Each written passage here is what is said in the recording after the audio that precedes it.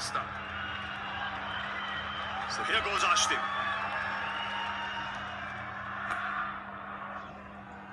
He's got that fine and a boundary of the first ball. খেলা শুরু হয়ে গেছে এবং প্রথম বলে বাউন্ডারিও মেরেছে, বাট আমার মনে হচ্ছে ইংল্যান্ড আসলেই হেরে যাবে।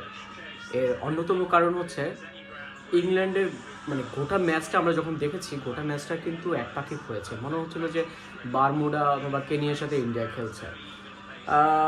নর্মাল সেন্সে আপনি দেখবেন যে ডেথ ওভার বোলিং বড় দলগুলো যেটা পারে সেটা ছোট দলগুলো পারে না। অর্থাৎ বড় দলগুলো হচ্ছে ডেথ ওভারে দেখবেন যে ইয়র্কার করছে, অফ স্টাম্পের বাইরে একদম ওয়াইড লাইনের কাছে ইয়র্কার করছে, তাতে হচ্ছে কি 2-1 ছয় হইলেও অলমোস্ট 2-3টা ডট বল হয় বা সিঙ্গেল রান হয়।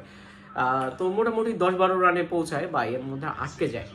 কিন্তু আমরা দেখলাম যে কন্টিনিউয়াসলি ইন্ডিয়া প্রথম 10 ওভারে প্রথম 6 ওভারে যা রান করছে, মিডল ওভারগুলো তার থেকে বেশি করছে এবং ফিনিশিংয়ে তার থেকে বেশি করছে। যেই ব্যাটিং করতে আসছে সেই কিছু না কিছু রান করে দিয়ে গেছে।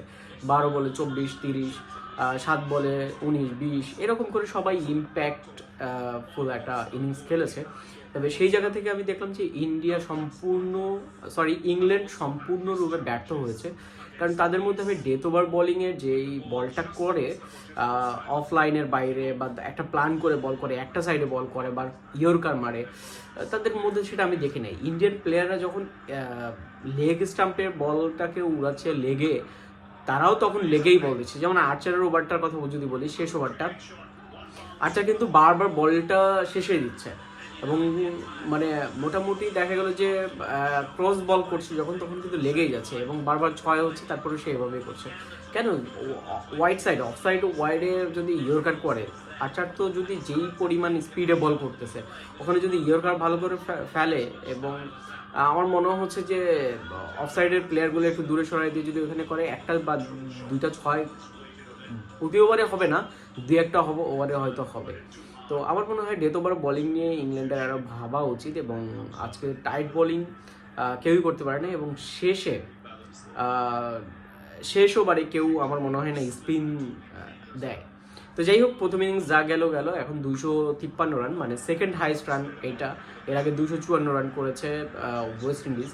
তবে আমার মনে হচ্ছে ইংল্যান্ড হচ্ছে যে 170-80-র মধ্যে প্যাকেট হয়ে যাবে, কারণ এর আগে যে চেজ রেকর্ড সেটা হচ্ছে 193 রান চেজ করে ইন্ডিয়া জিতেছিল, যেটা 2016 সালে। হ্যাঁ, এর মধ্যে 200+ রান করে চেজ করে কেউ খুব একটা জিততে পারে নাই।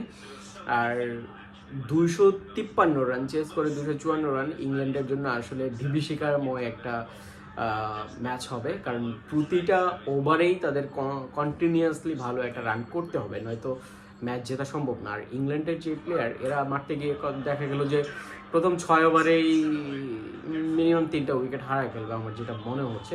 তো আমরা ধরে নিতে পারি আগামী final match India versus New Zealand হচ্ছে এবং নিউজিল্যান্ড এবং ইন্ডিয়ার মধ্যকার ম্যাচটা ইন্ডিয়ার জেতার সম্ভাবনা সব থেকে বেশি, কারণ প্রথমত ইন্ডিয়ান মাঠ, ইন্ডিয়ান দর্শক, ইন্ডিয়ান কন্ডিশন সব কিছুই ইন্ডিয়ার সাথে ম্যাচ করে। তবে যদি কাকতালীয় বা এক্সট্রাঅর্ডিনারি কিছু না ঘটে, তাইলে হইতেছে যে ইন্ডিয়াই ম্যাচ জেতার সম্ভাবনা বেশি। তো যাই হোক, ভালো থাকবেন, ম্যাচটি উপভোগ করুন, দেখা যাক কী হয়। প্রেডিকশন তো আসলে সবসময় 100% হয় না, তারপর প্রেডিকশনের বাইরে এক্সট্রাঅর্ডিনারি কিছু না কিছু হয়ে যায়। সো আমরা সেটাই দেখবো ইনশাল্লাহ। সালাম।